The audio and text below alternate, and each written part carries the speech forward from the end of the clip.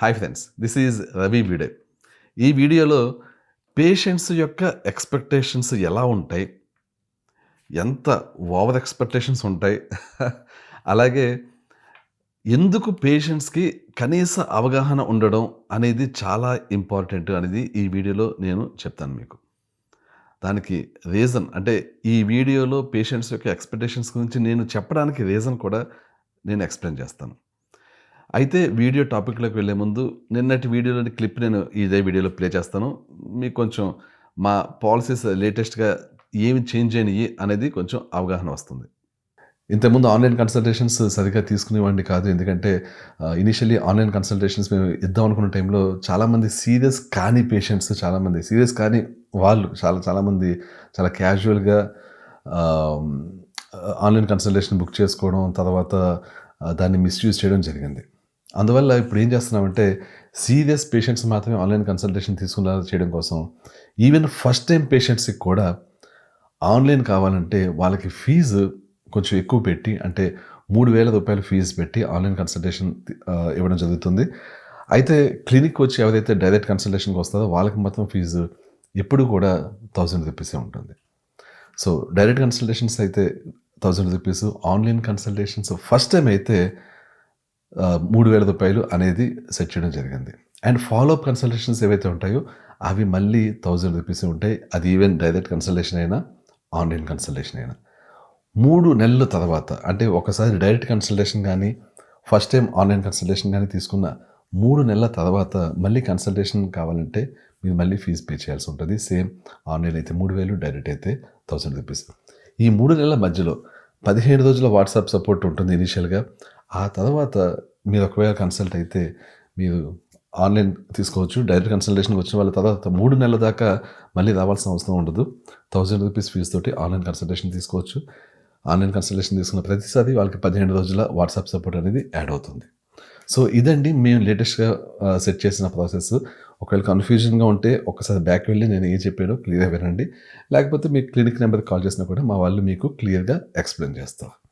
Okay. ఈ video టాపిక్‌లోకి వెళ్తే పేషెంట్స్ యొక్క ఎక్స్‌పెక్టేషన్స్ ఎలా ఉంటాయి? ఒక చిన్న ఎగ్జాంపుల్ చెప్తానండి. ఒక వ్యక్తి చాలా సివియర్ పెరిఫెరల్ న్యూరోపతితో వచ్చి చాలా సివియర్ అనమాట. అంటే ఆ వ్యక్తికి కాళ్ళు కాలిపోతున్నాయి, చేతులు కాలిపోతున్నాయి, మొత్తం బాడీ అంతా ఫుల్ కాలిపోతున్న ఫీలింగ్ అనమాట. ఆ వ్యక్తి వచ్చి ఇది నా severe form of peripheral neuropathy. ఇప్పుడు నాకు 3 మంత్స్‌లో తగ్గిపోవాలి. మీరు 3 మంత్స్ డైట్ అంటున్నారు కదా! 3 మంత్స్ డైట్‌లో తగ్గిపోవాలి అని వచ్చేదండి. 3 మంత్స్‌లో ఇంత సివియర్ పెరిఫెరల్ న్యూరోపతి తగ్గించడం సాధ్యమా? పాజిబుల్లా? అదసలు జరిగే పనేనా? పెరిఫెరల్ న్యూరోపతి అంటే ఎందుకొస్తది? అది నరాల యొక్క సమస్య. నరాల ఆహ్, పైన ఉండే మైలిన్ షీట్ అనేది కంప్లీట్‌లీ డిస్ట్రాయ్ అయిపోయింది ఆ వ్యక్తిలో. అది రీబిల్డ్ చేయాలి. అంటే నరాలని బలంగా చేసే సప్లిమెంట్స్ మొత్తం ఎన్నున్నాయో అన్నీ ఇవ్వాలి. అన్నీ ఆ వ్యక్తి కొనుక్కొని వాటిని తీసుకోవాలి. ఎంతకాలం పాటు తీసుకోవాలి? అసలు నరం అనేది ఏదైనా సరే హీల్ అవ్వడం అంటే నెలకి ఒక ఇంత ఒక ఇంచు మాత్రమే అవుతుందండి. అలాంటిది బాడీ అంతా నరాలు ఇలాగ డ్యామేజ్ అయినప్పుడు ఎంత టైం పడతది హీల్ అవ్వడానికి? చాలా టైం పడతది.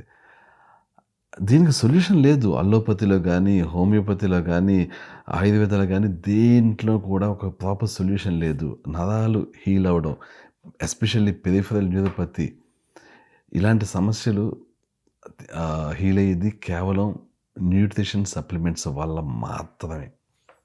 ఈవెన్ మీరు చాలా టాప్ న్యూరాలజిస్ట్ దగ్గరికెళ్ళండి. ఇలాంటి సమస్య ఉందని చెప్పండి. ఆ వ్యక్తి మీకు సప్లిమెంట్సే సజెస్ట్ చేస్తాడు. అండ్ అసలు వాళ్ళ గ్యారంటీ కూడా ఇవ్వదు. అది కూడా నేను సజెస్ట్ చేసే మంచి సప్లిమెంట్స్ ఏవైతే ఒక లిస్ట్ ఉంటుందో అందులో ఒకటో రెండో సప్లిమెంట్స్ సజెస్ట్ చేస్తారు. వాళ్ళకి ఏది బెస్ట్, ఏది లీస్ట్‌గా పనిచేస్తది అన్న అవగాహన కూడా ఉండదు. సో, అందువల్ల అలోపతిలో మీరు ఏ డాక్టర్ దగ్గరికెళ్ళినా కూడా అసలు దీనికి సొల్యూషనే లేదు. ఏదో కొంత హీలింగ్ చేస్తాం. మీకు నొప్పి తెలియకుండా పెయిన్ కిల్లర్స్ ఇస్తారు. గాబాపెంటిన్ ఇలాంటివి ఇస్తుంటారు. అవి నొప్పి తెలియకుండా టెంపరరీగా మీకు హెల్ప్ చేయొచ్చేమో కానీ లాంగ్ రన్‌లో అవి ఇంకా ఇంకా సమస్యను పెంచుతాయి యాక్చువల్లీ. సో, అల్లోపతిలో మీకు జరిగే వైద్యం వల్ల మీకు సమస్య పెరుగుతుంది గానీ తగ్గదు.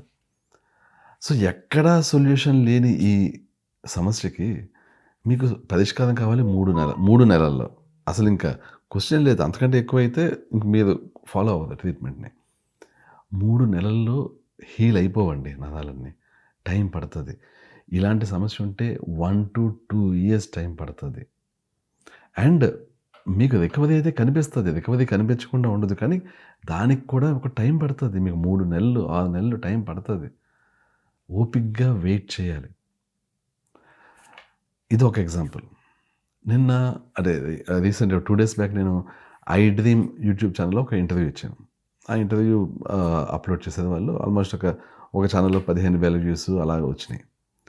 కింద కామెంట్స్‌లో ఒక వ్యక్తి కామెంట్. నేను రవి వీడే గారి దగ్గరికి వెళ్ళాను. నాకసలు క్యూర్ అవ్వలేదు. నేను సప్లిమెంట్స్ 6,500 పెట్టి సప్లిమెంట్స్ కొన్నాను. ఇది అనమాట. అంటే బేసికల్లీ 6,500 పెట్టి సప్లిమెంట్స్ కొని క్యూర్ అవ్వలేదు. అంతే అయిపోయింది. సో, సింపుల్‌గా నేనక్కడ జరిగిందని చెప్తాను చూడండి. 6,500 పెట్టి సప్లిమెంట్స్ కొని క్యూర్ అవ్వలేదంటే సింపుల్‌గా ఆ వ్యక్తి జస్ట్ ఒక 1 మంత్ ట్రై చేసో, 1 ½ మంత్ ట్రై చేసో వదిలేసారు అంతే. బేసికల్‌గా అలా ఉండదండి. ఇప్పుడు మనం ఏదైనా సరే, ఎవరికైనా సరే ఒక డైజెషన్ సమస్య ఏదైనా ఉందనుకోండి. ఐడియల్లీ ఫస్ట్ యాక్చువల్‌గా ఎండోస్కోపీ చేయించాలి. అది కాన్‌స్టిపేషన్ అయినా ఎండోస్కోపీనే చేయించాలి. ఎందుకు? కాన్‌స్టిపేషన్ అనే సమస్య స్టమక్ దగ్గర స్టార్ట్ అయ్యే సమస్య. కాబట్టి ఎండోస్కోపీ విత్ ఆర్‌యుటి చేయించాలి. అంటే హెచ్‌పీఎల్ ఉందా లేదా చెక్ చేయాలి. స్టమక్‌లో ఏదన్నా ఇష్యూ ఉందా లేదా చెక్ చేయాలి. అయితే చాలామంది వచ్చిన వెంటనే ఎండోస్కోపీ అన్న వెంటనే భయపడుతుంటారు. అబ్బో! ఎండోస్కోపీ అంటే లోపల పెట్టేస్తారు. లోపలికైతే పంపించేస్తారు. నాకు వామిటింగ్ సెన్సేషన్ వచ్చేస్తది. నాకు చాలా భయం అని చెప్పేసి భయపడుతుంటారని కొంతమంది విషయంలో ఫస్ట్ ఇనీషియల్లీ ఎండోస్కోపీ చెప్పం. ఫస్ట్ ట్రై చేస్తాం. వితౌట్ ఎండోస్కోపీ ఒకవేళ పేషెంట్ హీల్ అవుతున్నారా లేదా అని చెక్ చేయడం కోసం ఆ వ్యక్తికి బీటానైసిన్‌లు, డైజెస్టివ్ ఎంజైమ్స్, ఆక్స్‌బైల్, మెగ్నీషియం ఇలాంటివి ఇచ్చి ట్రై చేస్తాం. ఫిక్స్ అవుతుందా లేదా అని. ఇవి ట్రై చేసినప్పుడు ఫిక్స్ అవ్వకుండా ఇష్యూ పెరిగిందనుకోండి, యాసిడ్ రిఫ్లెక్స్ ఎక్కువొస్తుంది, యూరిక్ యాసిడ్ పెరిగింది, లేకపోతే బ్లోటింగ్ వస్తుంది. ఇలాంటి సమస్యలేమన్నా వస్తున్నాయనుకోండి, దాని మీనింగ్ ఏంటంటే, ఆ వ్యక్తికి సమస్య డెఫినెట్‌లీ ఉంది స్టమక్‌లో. ప్రోటీన్ యూరిక్ యాసిడ్ పెరిగిందంటే ప్రోటీన్ డైజెషన్ సరిగ్గా అవ్వట్లేదు. అంటే స్టమక్ హెచ్‌సిఎల్ చాలా తక్కువుంది అనే ఇండికేషన్. యాసిడ్ రిఫ్లెక్స్ వస్తుందంటే ఆ వ్యక్తికి బహుశా స్ప్లించర్ ఏదైతే అన్నవాహికని, స్టమక్‌ని మధ్య కలిపే స్ప్లించర్ ఉంటుందో అది లూజ్‌గా ఉండొచ్చు, లేకపోతే హైడ్రోక్సేమియా ఉండొచ్చు, లేకపోతే లో స్టమక్ యాసిడ్ ఉండొచ్చు. సో, మల్టిపుల్ రీజన్స్ అయ్యుండొచ్చు. సో, ఇలాగా మనకేంటంటే ఇలాంటి సింప్టమ్స్ ఏమన్నా వచ్చినాయి అంటే దాని మీనింగ్ ఆ వ్యక్తికి సమ్ ఇష్యూ ఉంది స్టమక్‌లో. ఆ వ్యక్తి ఎండోస్కోపీ అలాంగ్ విత్ ఆర్‌యుటి చేయించాలి. సో, ఇనీషియల్‌గా సప్లిమెంట్స్‌తో ట్రై చేసి ఒకవేళ ఫిక్స్ అవ్వలేదు అంటే, అప్పుడు కంపల్సరీగా ఎండోస్కోపీ చెప్తుంటాం. అయితే కొంతమంది విషయంలో చాలా క్లియర్‌గా ఎండోస్కోపీ చేయించాలి. ఆ వ్యక్తికి హెచ్‌పైలోది ఉందని కన్ఫర్మ్‌గా తెలుస్తుంటది. ఎస్పెషల్లీ వాళ్ళ రిపోర్ట్స్ చూసినప్పుడు ఐదర్ యూరిక్ యాసిడ్ ఎక్కువ ఉండడం గానీ, లేకపోతే వాళ్ళు చెప్పే సింప్టమ్స్ బట్టి గానీ తెలిసిపోతుంటది. ఈ వ్యక్తికి గ్యారంటీగా ఎండోస్కోపీ చేయించాలని. అలాంటి వాళ్ళకి ఫస్ట్ వస్తూనే ఎండోస్కోపీ విత్ ఆర్‌యుటి చేయించమని చెప్తాం అనమాట. సో, ఈ వ్యక్తి విషయంలో ఏం జరిగి ఉండొచ్చంటే, ఈ ఫస్ట్ ఫేజ్ సప్లిమెంట్స్‌తో ట్రై చేసి చూడడం. ట్రై చేసి చూసినప్పుడు ఆవిడకి తగ్గలేదు. అక్కడితో ఇంకా రవి వీడియో దగ్గర నేను సప్లిమెంట్స్ ఇంత 6,500 పెట్టుకున్నాను తగ్గలేదు అని ప్రచారం చేయడం తప్పించి, ఫాలో అప్ చేద్దాం. ఎందుకు తగ్గలేదో తెలుసుకుందాం. నెక్స్ట్ స్టెప్ ఏంటి అన్నది ఆవిడ చేయలేదు. సో, ఏది కూడా వైద్యం అనేది అలా ఉండదండి. ఇప్పుడు ఈ సమస్యతో వచ్చేది ఈ సొల్యూషన్ ఇచ్చాం ఫిక్స్ అయిపోయింది. అలా ఉండదు. ఒకవేళ ట్రై చేస్తాం. ఆ సమస్యకి అది పరిష్కారం కాలేదు. అప్పుడేంటి నెక్స్ట్ ఎండోస్కోపీ చేయిస్తాం. ఎండోస్కోపీ చేసినప్పుడు క్లియర్‌గా తెలుస్తుంది స్టమక్ ఇష్యూ ఏంటో. స్టమక్‌ని హీల్ చేస్తాం. హెచ్‌పీ లేదంటే దాన్ని నిర్మూలిస్తాం. ఆ తర్వాత స్టమక్ హెచ్‌సీఎల్ పెంచుతాం. డైజెషన్ స్పీడ్ పెంచుతాం. సో, నెక్స్ట్ స్టెప్స్‌కి వెళ్తాం అనమాట. మనకేంటంటే ఒక్కొక్కసారి ఫస్ట్ అటెంప్ట్‌లో ఫిక్స్ కానప్పుడు నెక్స్ట్ ఫాలో అప్ మీద రావాల్సి ఉంటది. ఫాలో అప్ చేయాల్సి ఉంటది. అందుకనే ఇప్పుడు ఎవరైనా మా పేషెంట్స్ ఉంటే మీకు క్లియర్‌గా తెలుస్తుంది. మా వాట్సాప్ సపోర్ట్ చాలా చాలా బెటర్ అయింది. ప్రతి ఒక్కళ్ళకి ఏ రోజు క్వెషన్స్ ఉన్నాయో వాటికి ఆ రోజే రెస్పాన్స్‌లు ఇస్తున్నాం. వీలైతే ఫోన్ కూడా చేస్తున్నాం. ఇది గమనించే ఉంటారు. నేను ఆల్రెడీ చెప్పాను నేను వాట్సాప్ సపోర్ట్ బెటర్ చేయబోతున్నామని. చాలా చాలా పర్ఫెక్ట్ ఉంది ఇప్పుడు వాట్సాప్ సపోర్ట్. అండ్ ఎవరైతే ఇలాగ ఇష్యూస్ ఫిక్స్ కాలేదని వస్తున్నారో వాళ్ళకి ఫాలో అప్ చేస్తున్నాము, ఎండోస్కోపీ చేస్తున్నాము, హీల్ చేస్తున్నాము. సో, ఫాలో అప్ అనేది చాలా చాలా ఇంపార్టెంట్ అండి. మీ ఇష్యూస్ ఫిక్స్ అవ్వాలంటే. సింపుల్‌గా ఏవో 4 సప్లిమెంట్ కొన్నారు, వాడేసారు, తగ్గిపోయింది, తగ్గిపోవాలి అని ఎక్స్‌పెక్ట్ చేయకండి. ఒక్కోసారి తగ్గదు. తగ్గనప్పుడు ఫాలో అప్ చేయాలి. సో, అదండి. సో, ఎక్స్‌పెక్టేషన్స్ మీకు ఇలా ఉన్నప్పుడు, ఇలా 4 సప్లిమెంట్స్ కొంటే వెంటనే తగ్గిపోవాలని ఎక్స్‌పెక్టేషన్స్ ఉన్నప్పుడు, మీరు కొంచెం అర్థం చేసుకోవాలి. అది అలా జరగకపోవచ్చు. మీరు ఏదో ఇంగ్లీష్ మెడిసిన్ మీకు ఈరోజు జ్వరం వచ్చింది. ఒక జ్వరం గోళీ యేసుకున్నారు, తగ్గిపోయింది. అలా ఉండదిక్కడ.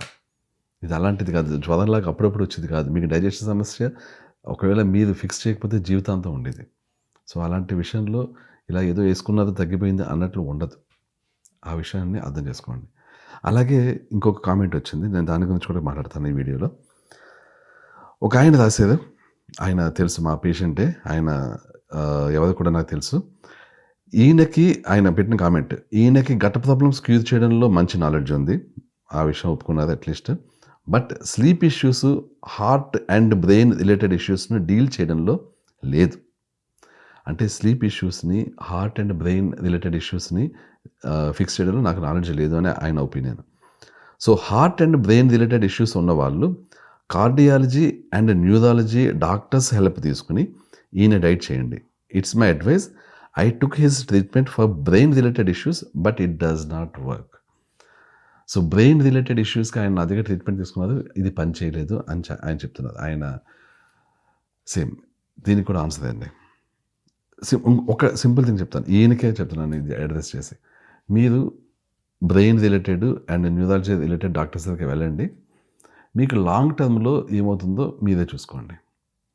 అక్కడ మీకు దొరికే సొల్యూషన్ లాంగ్ టర్మ్ సొల్యూషన్ కాదు. Temporary solution. అండ్ ఏదైతే టెంపరరీ సొల్యూషన్ ఉందో అది లాంగ్ టర్మ్ మిమ్మల్ని డ్యామేజ్ చేసి, మీ హెల్త్‌ని డ్యామేజ్ చేసి, మీ లైఫ్ స్పాన్‌ని తగ్గించే సొల్యూషన్ అవుతుంది. ఎప్పుడు కూడా నేను అదే చెప్తున్నాను.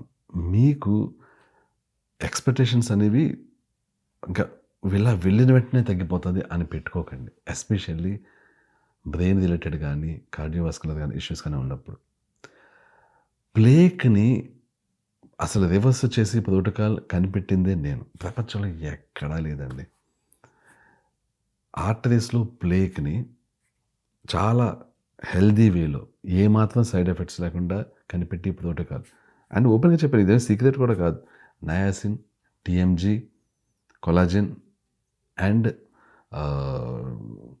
B complex.